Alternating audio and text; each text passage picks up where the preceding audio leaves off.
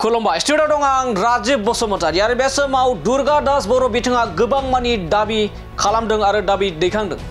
थांनाय 2020 मायथाइयाव बिटिसि बिसायख'थियाव हाग्रामा महिलारि बिथांनि दैदेननाय बिपिएफ दोलोआ जेनाखै आरो बिपिएफ दोलोआनो सरकार दानो थांगासिनो दंमोन, नाथाय माखासे दैदेनगिरिफोरनि नोजोराव गोग्लैनानै इनाय बानाय खालामनानै सरकार दानो होआसै होननानै दाबि खालामदों दुर्गा दास बर' बिथाङा आरो बिथाङा दाबि खालामदों आरो नोंथांमोना मिथिगौ बे समाव बिटिसि काउन्सिल बिसायख'थिया 2025 मायथाइनि गेजेरावनो जानो थांगासिनो दं आरो गोबाङानो बुंदों थामहिनबा हाग्रामा महिलारि बिपिएफनि दैदेनगिरि हाग्रामा महिलारि बिथांमोना फोरमायनाय बायदिब्ला एप्रिल मे दाननि गेजेरावनो बिसायख'थिया जागोन, नाथाय माखासे दैदेनगिरिफोरा फोरमायनाय बायदिब्ला 2025 मायथाइनि थामहिनबा बैथि बोसोरनि सेप्तेम्बर अक्ट'बर दानाव जानो थांगासिनो दं। बेखौ लानानैनो बाथ्रा बुंदों दुर्गा दास बर' बिथाङा आरो बिथाङा दाबि दिखांदों जाय समाव बिटिसि काउन्सिल बिसायख'थि जाबोदोंमोन बै समावनो जोंनो बिटिसि बिसायख'थिखौ खुंना होथारनांगोन होननानै दाबि खालामदों आरो लोगोसे आथिखालनि बिटिआरनि गाहाय मावफुं सोद्रोमा प्रमद बर' बिथांनि सायावबो गोबां मानि बाथ्रा बुंदों। आथिखालनि बिटिआरनि गाहाय मावफुं सोद्रोमा प्रमद बर' बिथाङा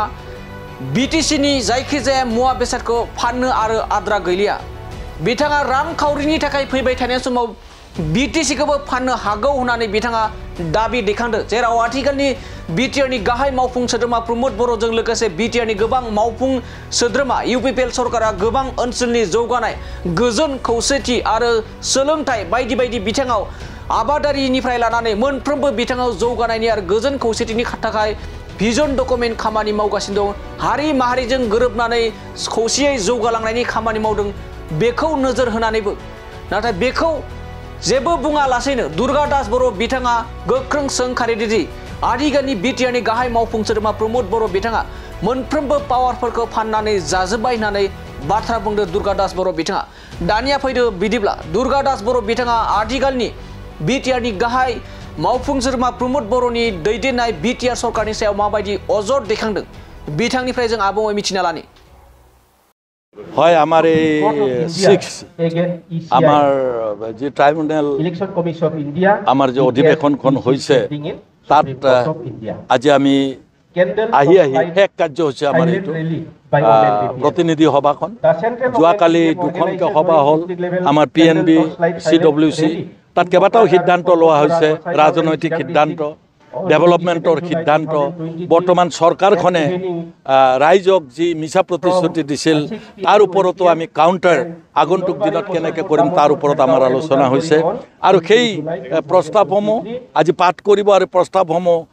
পাঠ কৰাৰ পিছত গ্ৰহণ হ'লে আমি ৰাজহুৱা কৰিব পাৰিম প্ৰত্যেকটা প্ৰস্তাৱে। কি কৈছে প্ৰমোদ বড়ো এতিয়ালৈকে মই কোৱা কথাটো কৰিছে, তেওঁ যিটো কাম কৰিছে আজি আপোনালোকে যদি আমাৰ অধিকাৰবিলাক বিটিচিত চুক্তিমতে যিবিলাক অধিকাৰ আছিল এটা এটা অধিকাৰ লৈ গৈছে, যিকেইটা DC আছে DCকে এটা ক্ষমতা তেওঁ ইতিমধ্যে হস্তান্তৰ কৰিছে, তেওঁ 16টা ডিপাৰ্টমেণ্ট তেওঁ গতাই দিছে, ল'ৰা ছোৱালীসকলৰ যি চাকৰি দিয়াৰ ক্ষমতা সেই ক্ষমতা ৰাজ্য চৰকাৰে ইতিমধ্যে এক্সাৰচাইজ কৰিলে। গতিকে বেলেগে আৰু কি বিক্ৰী কৰিবলৈ আছে? মইতো ভাবোঁ যে ভৱিষ্যতে প্ৰমোদ বড়ো ডাঙৰীয়াই বিটিচিত একো ৰাখিব বুলি মই নাভাবোঁ। সেইকাৰণে মই কৈছোঁ তেওঁ পাৰিলে অলপ বেছিকৈ পইচা পালে বিটিচিখনো বিক্ৰী কৰাৰ কথা ভাবিব পাৰে।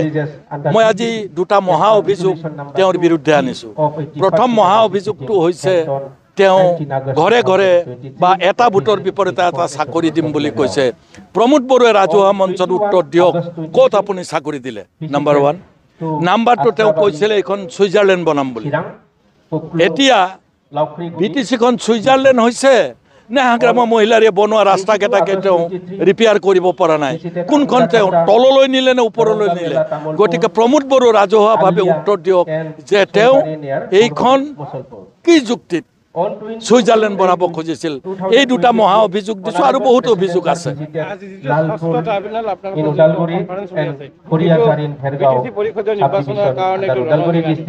না ৰণসিংহা মানে নিশ্চয় আপুনি ঠিক কথা কৈছে, আমি ৰণসিংহা বুজাইছোঁ বুলি ক'ব পাৰে। এইখন ৰাজহুৱা মিটিং নহয়, ইয়াৰ পিছত আমাৰ ৰাজহুৱা মিটিংবিলাক হ'ব, তেতিয়া আপোনালোকে ৰাইজৰ সঁহাৰিটো নিজ চকুৰে দেখিবলৈ পাব। আমি ৰণসিংহাই বুজাইছোঁ যে BPF ফিল্ডত ইতিমধ্যে নামিছে আৰু আজিৰ পিছত আৰু গভীৰভাৱে ইতিমধ্যে যেহেতু প্ৰাৰ্থীসকলৰ 70% আবেদন ইতিমধ্যে আমি পাইছোঁ আৰু 30% আবেদন এসপ্তাহৰ ভিতৰত আহিব 1 তাৰিখলৈকে আছে গতিকে মই ভাবোঁ আমি যুদ্ধত ইতিমধ্যে নামিছোঁ আৰু এই যুদ্ধত আমি বিজয়ী হ'ম নিৰ্বাচনটো মই ইতিমধ্যে কৈছোঁ আৰু 2 মাহ পিছত নিৰ্বাচন হ'ব লাগিছিল তেওঁলোকে ইতিমধ্যে 5টা ফাইনেন্সিয়েল ইয়াৰ পালে প্ৰমোদ বড়োৰ চৰকাৰে কি যুক্তিত এই BTC থকা প্ৰমোদ বড়োৰ চৰকাৰখনে 6টা বাজেট লৈ তেওঁ 6টা বাজেটৰ কাম কাজ কৰিব আমি কিন্তু কনষ্টিটিউশ্যনেল হয় নে নহয় আমি কিন্তু আচৰিত হৈছোঁ আমি সময়মতে ইলেকশ্যন লাগে এতিয়াও পাতিব পৰা অৱস্থাত আছে আমি আশা কৰিছোঁ আদাৰৱাইজ যেতিয়া ইলেকশ্যন পাতে তেতিয়া ইলেকশ্যন খেলিবলৈ আমি প্ৰস্তুত হৈ আছোঁ বিগত সময়ছোৱাত BPFৰ যিকেইটা নিৰ্বাচন অৱতীৰ্ণ হৈছে আপোনালোকে পৰাজয় লোভ দেখিছে তেনে ক্ষেত্ৰত 2025 নিৰ্বাচন হয় তেনেহ'লে আপোনালোকৰ না চাওক আপোনালোকে এটা কথা ভালকৈ জানে আমি ইয়াত কোনোদিন হাৰাই নাছিলোঁ যোৱাবাৰো আমি হাৰা নাই আমি 17খন আসন পাইছোঁ কোনটো দলে পাইছে 10টা আৰু 11টা পাইছে তেওঁলোকে 2টা দলে লগ লাগি অন্যায়ভাৱে হাগ্ৰামা মহিলাৰ চৰকাৰ গঠন কৰিবলৈ তেতিয়াৰ গভৰ্ণৰে মাতা নাই নিশ্চয় গভৰ্ণৰৰ ওপৰত কাৰোবাৰ ইংগিত আছে যি ইংগিতে গভৰ্ণমেণ্টক বাধ্য কৰালে যে মাইনৰিটি পোৱা এইবিলাকক তেওঁলোকে মাতি পেলাই চৰকাৰ কৰিবলৈ দিলে আমি কোনোদিন হাৰা নাই আৰু নাহাৰো ভৱিষ্যতে